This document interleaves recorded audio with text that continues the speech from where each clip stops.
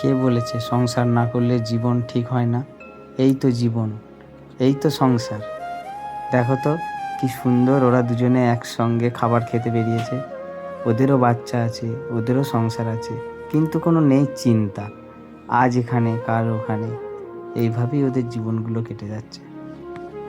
Hello everyone, good morning. সবাই কেমন আছো? আশা করি সবাই ভালো আছে। সুপর্ণা বেঙ্গলি ব্লগে অনেক স্বাগত জানিয়ে আবার একটি ব্লগ নিয়ে চলে এলাম। আর রোদ ঝলমলে দেখে কি ভাবছো বলো তো, এত বাড়িতে লোকজন কেন?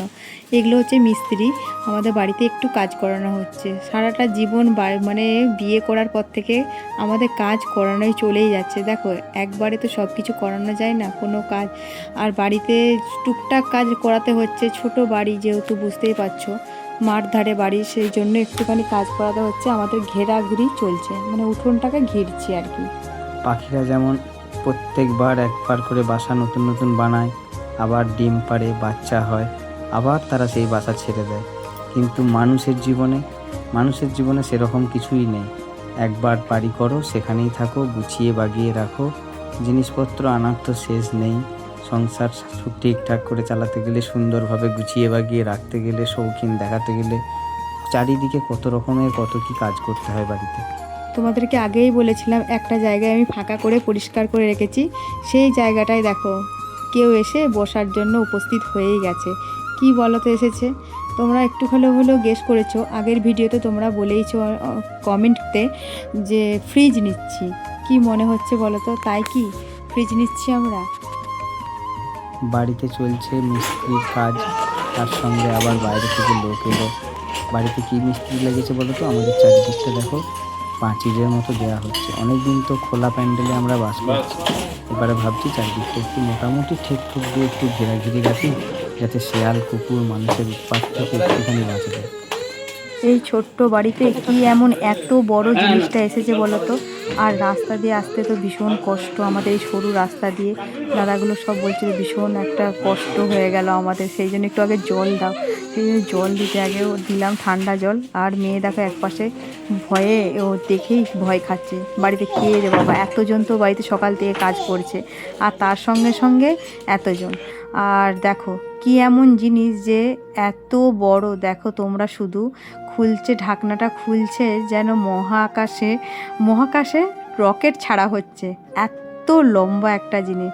এখনও কিছু বুঝতে পারছো তোমরা কি এসেছে বলো তো? বলবো সবই বলবো। আর ওরা একটু ট্রাই করে নিচ্ছে যে ঠিকঠাক করে জিনিসটা এসেছে কিনা, যেহেতু এত বড় একটা জিনিস আমার বাড়িতে। দেখো ছোট বাড়ি, স্বপ্ন তো কার না দেখা যায় বলো? স্বপ্ন তো দেখতেই পারি, তাই না? আর স্বপ্ন দেখার সাথে সাথে যদি জিনিসটা বাড়িতে এসে যায়, সেটা তো না কত আরও আনন্দ লাগে। ঠিক সেম আমার বাড়িতে এই জিনিসটা এসেছে, যেটা আমি স্বপ্ন এতদিন ধরে দেখেছিলাম। হোক না ছোট বাড়ি, স্বপ্নটাকে তো আর মিথ্যে করা যায় না।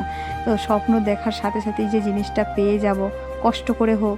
দেখো আমরা তার মানে ভীষণ বড় আবদার নয়, ছোটোখাটো আবদারগুলো যদি এই বয়সে না কাটাতে পারি তো কবে কাটাবো বলো? দেখো একটা আলমারির মতনই জিনিস। বাড়ি থেকে যখন আমরা বেরিয়েছিলাম প্রথম, অনেক বছর আগে, তখন আমাদের কাছে না ছিল জিনিসপত্র, না ছিল বাড়ি, না ছিল জায়গা, না ছিল গাড়ি। আস্তে আস্তে দুজন মিলে একসঙ্গে সংসার চালাতে আজকে বাড়িতে কত রকমের আসবাবপত্র। ভাবতেই পারিনি যে আমার জীবনে এত বড় একটা ফ্রিজ আমি তোমাদের দিদিভাইকে গিফট করতে পারবো। তো সেটাও তোমাদের এই আশীর্বাদ বলো আর ভগবানের আশীর্বাদ বলো। যাই হোক, এত বড় জিনিস কিন্তু দেখো মনে হচ্ছে ভারী, কিন্তু নিয়ে যাওয়া খুব সহজ। যত বড়ই জিনিস হোক তার পিছনে অনেক কিছু সুবিধাও থাকে। অবশেষে আমার বাড়িতে ফাইনালি একটা ফ্রিজই এসেছে। ঠিক তোমরা গেস করেছো অবশ্যই। আমার বাড়িতে ফ্রিজ যদি বা আছে, একটা ছোট ফ্রিজ, সেটা অনেক বছরের, জানো তো 2011 সালের একটা আমার ফ্রিজ। আজ বুঝে না আজ কত সাল চলছে। তো ওই ফ্রিজটা একদমই প্রবলেম হচ্ছিল না, মানে নষ্ট হয়ে যাচ্ছে আর কি আস্তে আস্তে, বুঝতেই পারছি। তো বেশি খোলাপাড়া হয়ে গেলে আরও যদি প্রবলেম হয়ে যায়, সেই মুহূর্তে আমি যদি না কিনতে পারি, তাহলে ওই থাকি আমি একটা ফ্রিজ অবশ্যই নিলাম। আর সেই যখন ফ্রিজ নিলাম, একটা বড় সড়োই নিয়েছি। আমার যেহেতু ছোট বাড়ি, দেখো আজ হয়তো ছোট বাড়ি, ভবিষ্যতে তো বড় বাড়ি হতেই পারে, তাই না? কপালে কখন কার কি লেখা সে তো জানা যায়। তো এখন আপাতত কিনে নিলাম। সব গেছে, মন গেছে, আর কি মনকে কষ্ট দিয়ে কি লাভ বলো। তো ফাইনালি আমি একটা বড় ফ্রিজ নিয়েছি। আমরা তো ভেবেছিলাম মাপ টাপ করেই গেছিলাম যে ফ্রিজটা ঢুকে যাবে, কিন্তু এই দাদারা বলছে কোনো মতেই ঢুকবে না। কিন্তু দেখো, ছোট্ট বাড়ি হতে পারে, ঠিক জায়গা আমার ফ্রিজ করে নিয়েছে নিজের মতো। দুটো ফ্রিজ একদম পাশাপাশি, তো বেশ ভালো লাগছে জানো তো। ফ্রিজের কালারটা একদম ব্ল্যাকের সঙ্গে একটা ধূসর টাইপের, তো দুটো পাশাপাশি ফ্রিজ এসে গেছে। আর দেখো, খাওয়া দাওয়া করে কোথায় গেছি বলো তো? টাইলসের দোকান। রেস্ট তো কোনো মানে কয়েকদিন হলো পাচ্ছি না, মিস্ত্রির ওপর মিস্ত্রি, টুকটাক কাজ করাতে গিয়ে ভীষণ আমি কষ্ট হয়ে যাচ্ছে। আর দেখো কি করতে এসেছি বলো তো, টাইলসের দোকানে। আর টাইলসের দোকানে এসেছি বলতে আমাদের বাথরুমটা না একটু মডিফাই করবো আর কি। অনেক দিনের আমার বাথরুমটা হয়ে গেছে, তো সেই জন্য ড্যাম হয়ে যাচ্ছে, একটুখানি চেঞ্জ করব, সেই জন্য টাইলস বসাবো। তো সান তো অনেক দিন ছিল, তো মিস্ত্রিরা বললো সান আর ফালতু করতে যেও না, একটু ছোটোখাটো মানে সিম্পলের মধ্যেই টাইলসটা বসিয়ে নিলেই বেশ ভালো হয়। তো মিস্ত্রিটা ঠিক যুক্তিই দিয়েছে, তো সেই জন্য ফাইনালি আমরা বাথরুমে টাইলস বসাচ্ছি। তো কোনটা তো নেবো ভেবেই পাচ্ছি না। দেখো, বাথরুমে তো অনেক রকমের অনেক ডিজাইন পাওয়া যায়, কোথায় নুড়ি পাথর হেনা তেনা অনেক রকম অনেক কিছু। লাইট জ্বলছে তো। হঠাৎ করে বৃষ্টিটা কেমন নেমে গেল।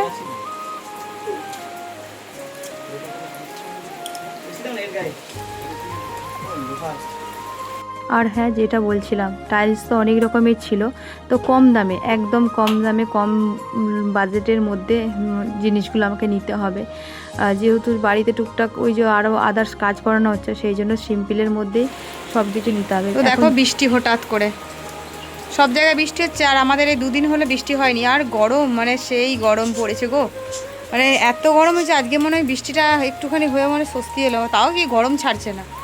তো দেখো, তোমরা দেখতেই পেলে আমি কোথায় গেছিলাম, টাইলসের দোকানে। আর এদিকে টাইলস আসছে, কোথায় লাগাবো কোনখানে লাগাবো সবটাই তোমরা দেখতে পাবে। আর এই দেখো, মাথায় করে বইছে, আর এদিকে বৃষ্টি নেমে গেছে, এগুলো সমস্ত পেটিগুলো সব ভিজে যাচ্ছে একটু একটু করে। এটা মানে ভেতর দিয়ে রেখে দিতে হবে। বাড়ি থেকে তো জানোই তোমরা, একটু রাস্তাটা একটু দূরত্ব, সেই জন্য এখন যাচ্ছে আর আসছে। কে ঘুম দিচ্ছে, সেই ফাঁকে গিয়ে কাজটা মিটিয়ে এসেছি। এসে দেখছি ছেলে মেয়ে তাও ঘুমাচ্ছে, এত মেঘ গর্জন। আর সেই জন্য কি বলতো, ছুটে আসতে হচ্ছে যে এসি জ্যাক ট্যাকগুলো খুলতে হবে, নইলে বাবরে যা অবস্থা হলো, আমাদের এসির পেছনে অনেক টাকা খরচা হয়ে গেছিলো। জলটা যেখানে সেখানে একটু করে জমে যাচ্ছে না কি গো। এগুলো টুকটুক করে টোটোয় করে আনা হয়েছে, অনেকগুলোই মাল। সে ওইগুলো তোমার দাদাভাই একটু মাথায় করে বইছে, টোটোওয়ালা বইতে গেলে আরও টাকা লাগবে। মানে কি বলবো তোমাদেরকে, আরও টাকা লাগবে। আমাদের এখানে টোটোওয়ালা একটুখানি প্রচুর গ্যাম, টোটো ব্যবসা করতে হবে, বুঝলে তো এবার আমাদেরকে। তো যাই হোক, আমি এদিকে আস্তে আস্তে সন্ধে দিলাম, সন্ধে দিয়ে হাড়ি দেখো কাচাকুচি হয়েছিল। বাবা লালু গো, ওরে বাবা, মেঘটা বিশাল বিছিল। দেখো ওই দেখো ডাকছে, দুর্গাপুজোর আগে ফ্ল্যাট বানাবো। ফ্ল্যাট, সত্যি আমাদের একটা ফ্ল্যাট হবে। সবারই তো স্বপ্ন থাকে না, দুর্গাপুজোর আগে আমরাও ফ্ল্যাট বানাবো, সবাই ঘর সাজাচ্ছে, আমরাও সাজাবো।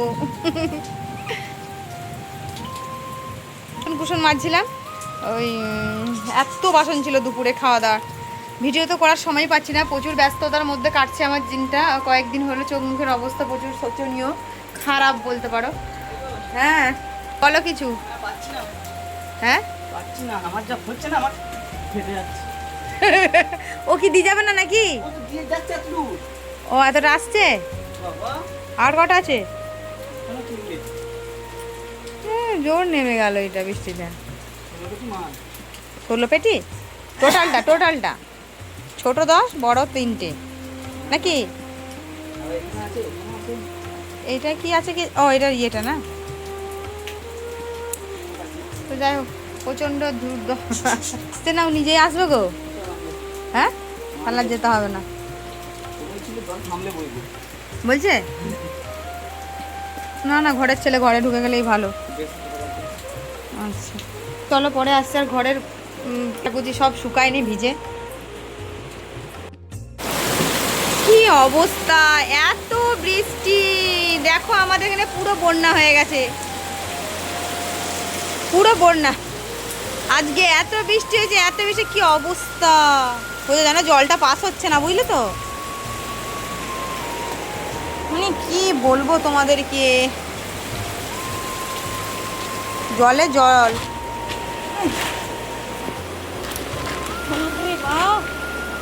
কাপড় গুছানো যাবে না বাবা, কি অবস্থা।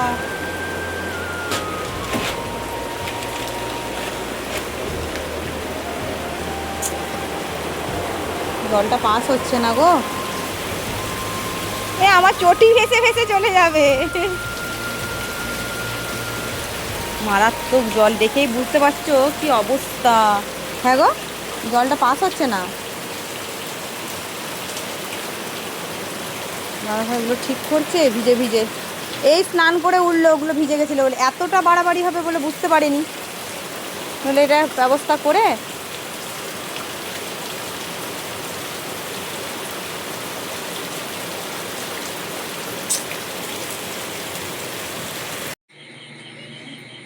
এখন 10:30টার ওপর বাজে, জানো তো। এখন কি করা হচ্ছে বলো তো, অ্যাকোরিয়াম পরিষ্কার। তবে কি সকাল 10:30? না গো, রাত 10:30।